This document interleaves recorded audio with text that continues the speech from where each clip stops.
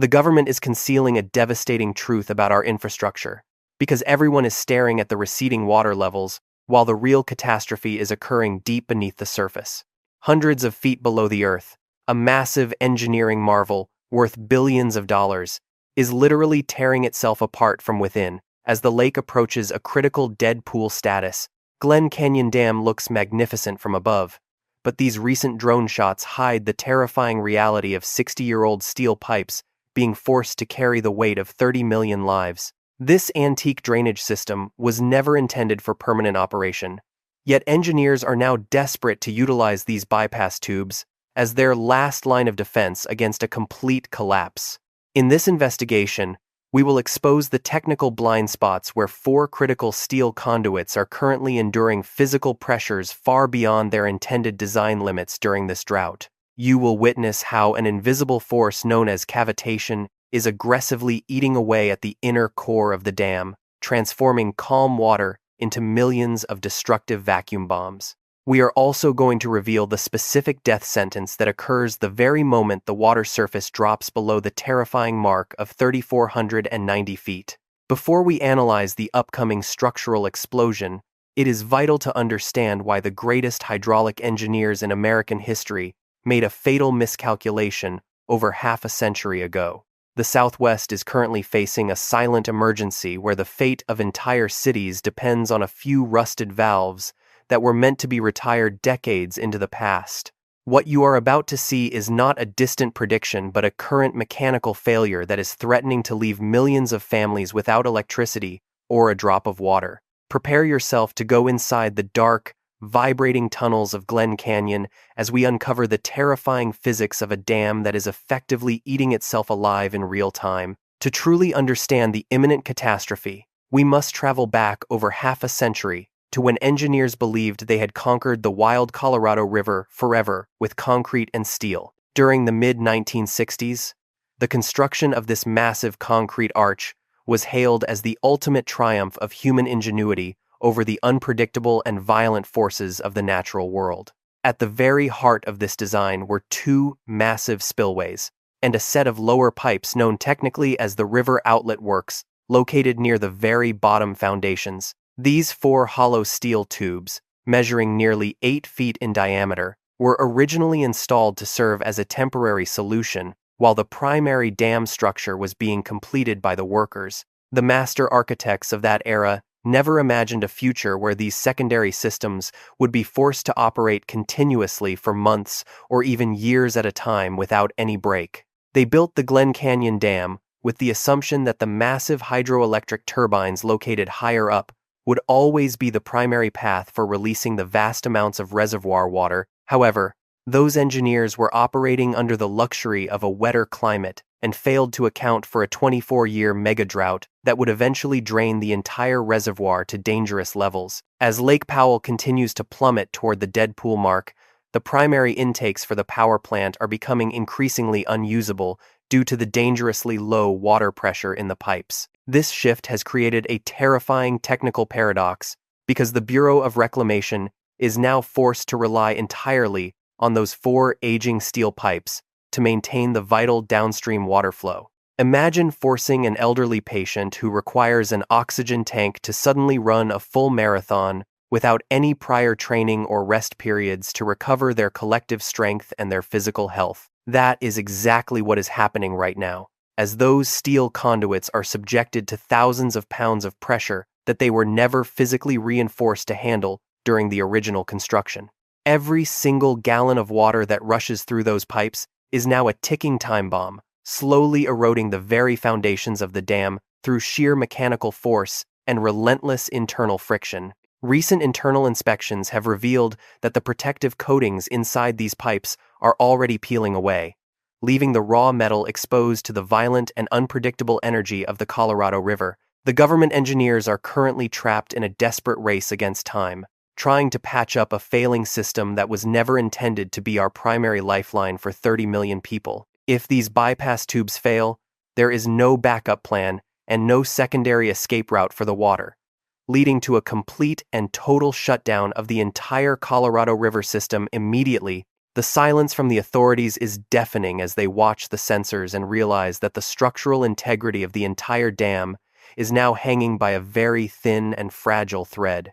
But the physical pressure of the water is only the beginning of the nightmare, because a far more sinister force is currently awakening deep within the steel walls of the outlet works.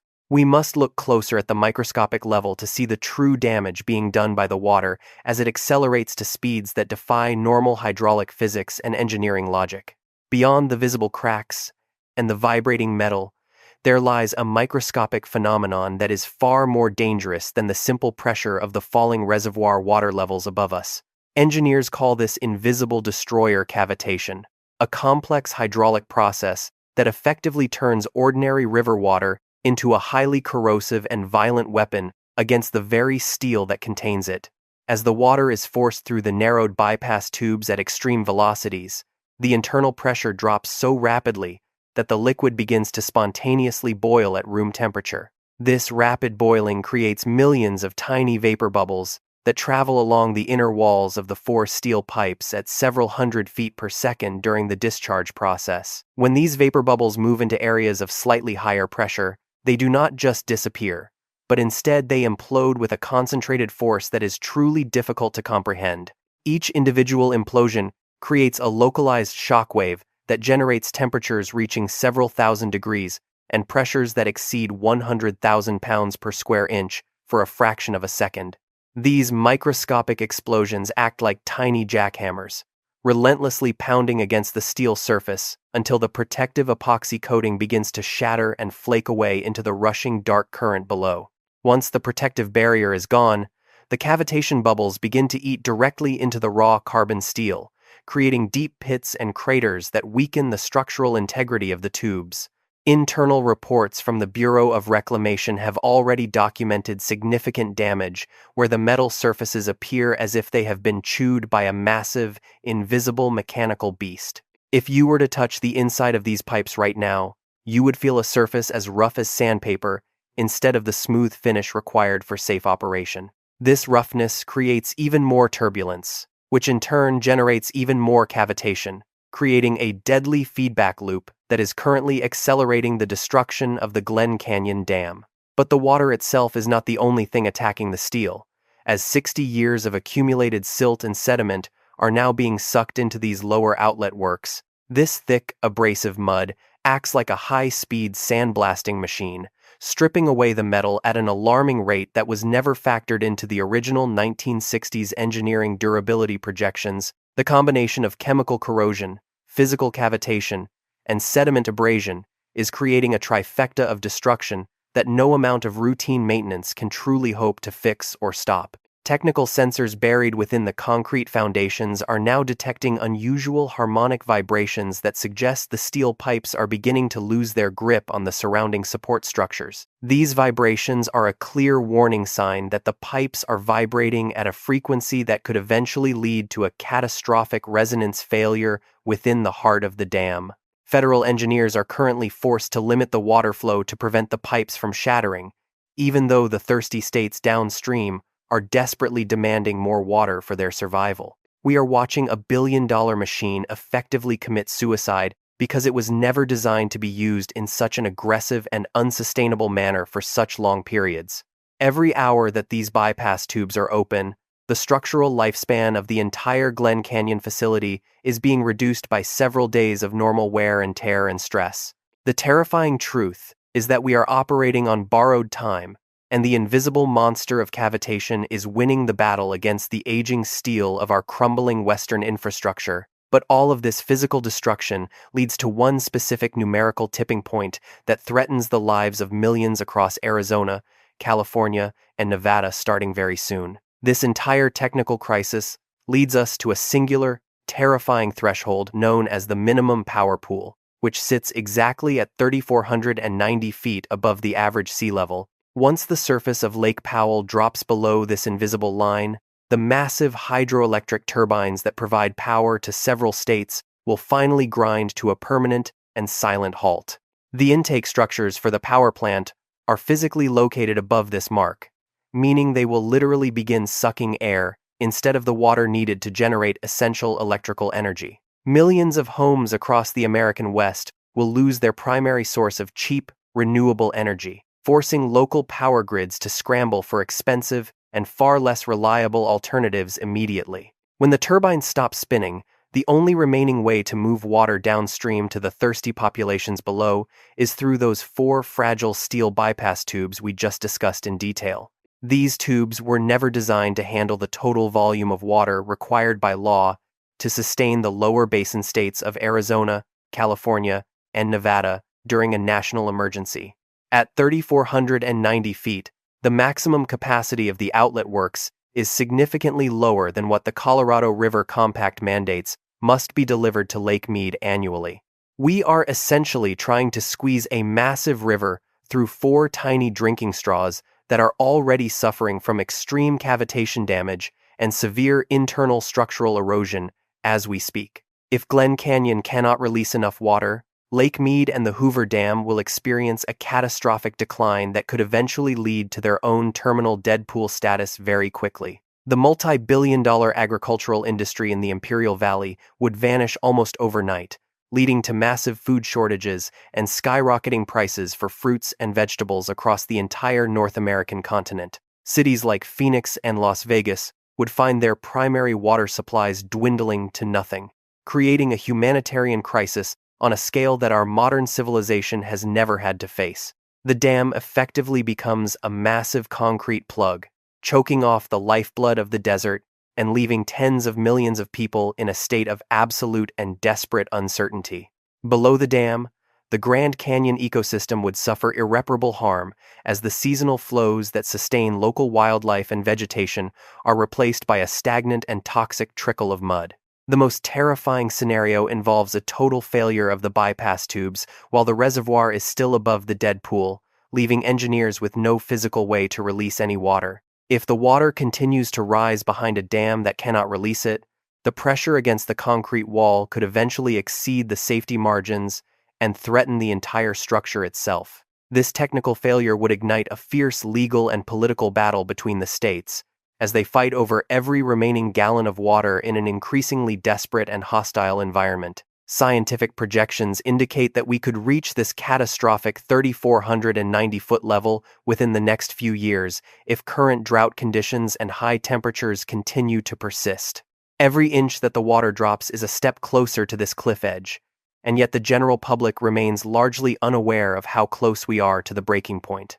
Even a single good winter of heavy snow cannot undo 2 decades of extreme water loss, meaning the long-term trend is still pointing directly toward the inevitable death of the reservoir. We are standing at the edge of an abyss, looking down at 4 rusted pipes, and hoping they can save an entire civilization from the consequences of our own historical arrogance. However, the government's current plan to fix this issue is perhaps the most shocking part of this entire story, revealing a level of desperation that should alarm every single American. The Bureau of Reclamation has finally revealed their master plan to address the cavitation damage, but many critics are calling it a dangerously inadequate solution for such a massive technical failure. Their strategy involves applying a new layer of advanced epoxy coating to the interior of the rusted steel pipes, hoping it can withstand the violent implosions of millions of vacuum bubbles. However, experts compare this repair to placing a tiny adhesive bandage over a severed major artery while expecting the patient to continue running a high-intensity race without any medical support. No amount of industrial paint or protective lining can truly neutralize the physical laws of hydraulic pressure once the water levels drop toward that final threshold of 3,000 feet. The funding for these emergency repairs is also being criticized for being a mere drop in the bucket compared to the billions of dollars in economic damage a failure would cause. Officials are now forced to monitor these aging conduits every single hour using advanced sensors, because they know that even a tiny hairline fracture could signal the beginning of the end. If a major structural failure occurs within the bypass tubes, there is no physical way to reach the damage for repairs while the reservoir remains at such high pressure levels today. Despite a few wet winters, the long-term climate data suggests that the Colorado River Basin is drying up faster than the government is willing to admit to the general public. We are witnessing the slow death of a 20th century engineering dream that was built on the false assumption that water would always be abundant in the parched American western deserts. The clock is ticking toward a day when the taps will finally run dry, and the massive hydroelectric generators will become nothing more than rusted monuments to our own historical arrogance. Every new report from the Bureau of Reclamation indicates that the structural integrity of Glen Canyon Dam is degrading at a pace that far exceeds our current ability to fix it. The life of every single resident in Phoenix, Las Vegas, and Los Angeles is now tethered to these 4 deteriorating steel tubes located hundreds of feet beneath the red desert sand. Information is our only defense against the coming water crisis, as the mainstream media often ignores the technical details that actually determine the survival of our most critical modern infrastructure. If you want to stay ahead of the curve and receive the latest updates as this hydraulic disaster unfolds in real time, make sure you have subscribed to our channel immediately. We will continue to track every inch of water loss and every reported structural crack, so that you can prepare your family for the uncertain future of the American Western states. Please share your thoughts in the comments below regarding whether you believe the government is doing enough to prevent a total collapse of the vital Colorado River water distribution system. The era of abundant water is officially over, and we are now entering a period of extreme scarcity where every single drop of water will be fought over in the courts. Do not wait for the water to stop flowing before you realize that our civilization is far more fragile than the massive concrete walls of the Glen Canyon Dam would suggest. The countdown to the deadpool is no longer measured in decades or years, but is now being measured by the slow and steady erosion of those 4 critical pipes. Billions of dollars and tens of millions of lives are currently hanging by a thread, and that thread is getting thinner with every single gallon of water that passes through.